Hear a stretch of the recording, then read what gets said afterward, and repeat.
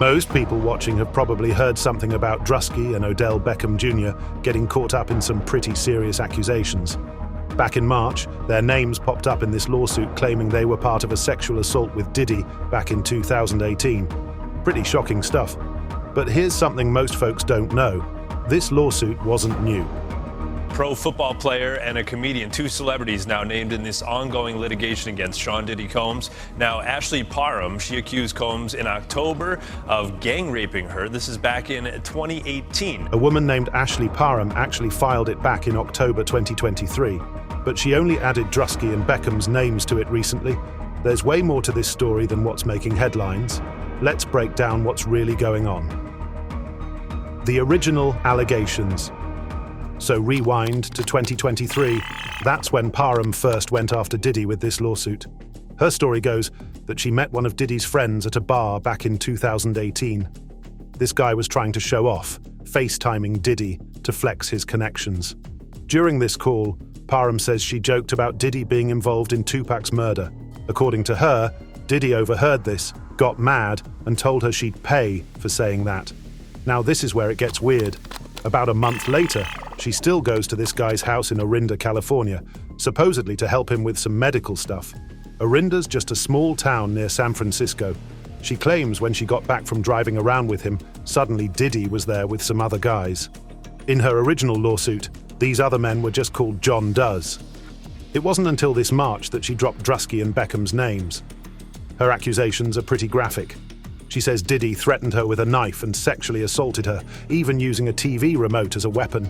She claims he kept saying stuff like he owned her now. As for Druski and Beckham, she says they joined in after Diddy told them to. Specifically, she claims Druski poured lube on her, jumped on her like a slip and slide because of how big he is, and assaulted her. She says everyone called Beckham Cornelius during the attack, which happens to be similar to his middle name, Cornelius. According to her story, afterwards Druski and Beckham went outside to smoke, and when she tried to leave, there was some kind of confrontation where a gun went off. Her lawsuit says she suffered major trauma from all this and wants money damages from everyone involved.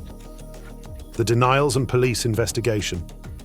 Both guys have completely denied everything.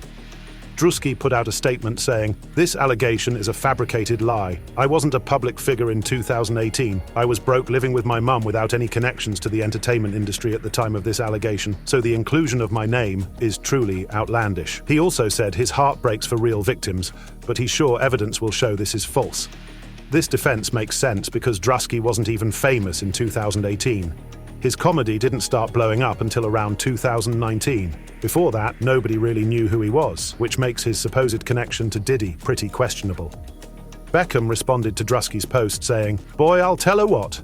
This world makes absolutely no sense. I am covered by God. He will prevail." Later, he put out a longer statement saying he's never even been to Orinda, California, doesn't know this woman, and would never do anything like what she's claiming. His exact words were, "I do not know and have never met the person that filed the suit. I was not anywhere near Orinda, California at that time. In fact, I don't think I have ever even been to Orinda, California." Worth mentioning that in 2018, Beckham was playing for the New York Giants on the opposite side of the country. His schedule and whereabouts would have been pretty well documented as an NFL player. Most people don't realize these claims were already reported to the police back in 2018. Parham went to the Costa Contra Sheriff's Office on March 23, 2018, right after this supposedly happened. They investigated it then and determined the claims were unfounded. That's a pretty big deal. It means trained investigators couldn't find evidence to back up what she was saying, years before any lawsuit was filed. The sheriff's office even put out a statement to news outlets confirming they took her report seriously, investigated thoroughly, but couldn't substantiate any of it. This isn't just a new accusation coming out of nowhere. Law enforcement already looked into this years ago. The bigger Diddy situation. All this is happening while Diddy's facing some major legal problems. He's sitting in Brooklyn jail right now after getting arrested on racketeering and sex trafficking charges last September. His trial isn't scheduled until May 2025. Since his arrest, there have been over 50 lawsuits filed against him. Parham adding Druski and Beckham's names to her lawsuit comes right in the middle of this whole mess. The feds are claiming Diddy ran what amounts to a criminal operation involving sex trafficking, forced labor, kidnapping, arson, bribery. The list goes on. They say he used his music businesses to cover up what was really happening. Diddy has pleaded not guilty. Just this past March, prosecutors piled on even more charges, saying he forced employees to work crazy hours with little sleep by threatening them with physical force, psychological harm, financial harm, and reputational harm. They claim he made employees think they'd lose their jobs if they didn't do what he wanted. With so many accusations flying around, some people think it's creating an environment where false claims might sneak in, while others say it's just finally giving real victims the courage to speak up after staying quiet for years. Since September, all kinds of allegations have come out against Diddy. In February, some woman claimed he assaulted her at an LA nightclub in 2016 after she didn't want to drink something he offered. Another lawsuit says a young male model was groped during a casting call back in 2006. People have been talking about these freak-offs, parties where Diddy supposedly forced people into sexual stuff. Diddy's lawyers have denied everything.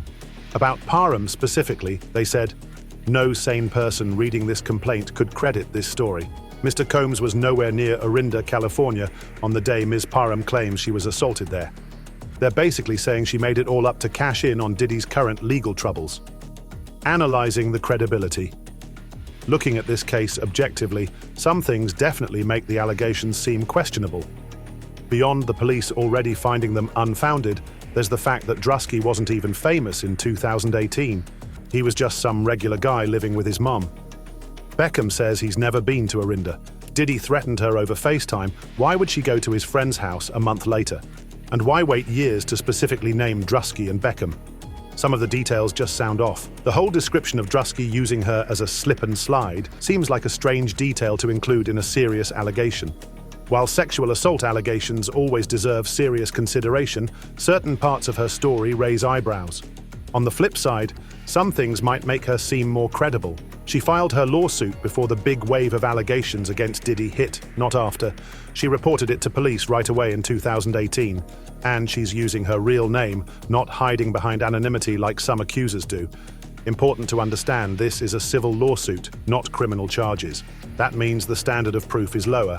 They just need a preponderance of evidence, not proof beyond reasonable doubt. Basically, if a jury thinks there's a 51% chance it happened, that's enough. It's about money, not jail time. The case is still in early stages. Both Druski and Beckham will need lawyers to fight this. There'll be discovery where evidence gets exchanged, depositions where people testify under oath, and probably expert witnesses too. The fact that police already found her claims unfounded will definitely play a big role, though it doesn't automatically kill the civil case. Potential impact and conclusion. Even if these claims turn out to be completely false, just being named in a lawsuit like this can seriously mess with someone's career. For Druski, who's built himself up as a comedian and social media star, this could hurt his brand deals and partnerships. He's worked with big names like Drake and companies like Sprite and Beats. Those contracts usually have morality clauses that let companies cut ties based on accusations alone before anything's proven. For Beckham, the timing couldn't be worse. At 32, he's a free agent after getting released by the Dolphins in December. The NFL doesn't play around with these kinds of allegations. They'll suspend players before any legal process plays out. We've seen players basically get blacklisted when facing serious accusations. For Beckham, who was already struggling with injuries and declining performance lately, these allegations could make teams think twice about signing him. Both guys face serious reputation damage no matter what happens. In today's social media world, accusations spread way faster than their eventual resolution. Even if they're completely cleared, the stain can stick around. So what's the bottom line? Parham filed her lawsuit in October 2023. She added Druski and Beckham's names in March 2025. Both guys have denied everything. Police investigated her claims back in 2018 and found them unfounded. And all this is happening during Diddy's bigger legal nightmare. It's worth remembering that allegations in a lawsuit aren't facts. They're claims that need to be proven. Our system presumes innocence until guilt is proven. At the same time, sexual assault allegations deserve to be taken seriously. Finding that balance is tough, especially in high-profile cases like this. Cases like this show how complicated things get when allegations surface years after the fact, especially when celebrities are involved. They highlight why both due process and supporting those who report abuse are important. It shows why we need both strong protections for accusers and fair treatment for the accused. The court of public opinion moves way faster than the actual courts. How should media cover cases like this? Should allegations be reported heavily before they're proven, or should there be more restraint until the legal process plays out? What do you think? This isn't just about Druski and Beckham, it's about how we handle serious accusations in the social media age.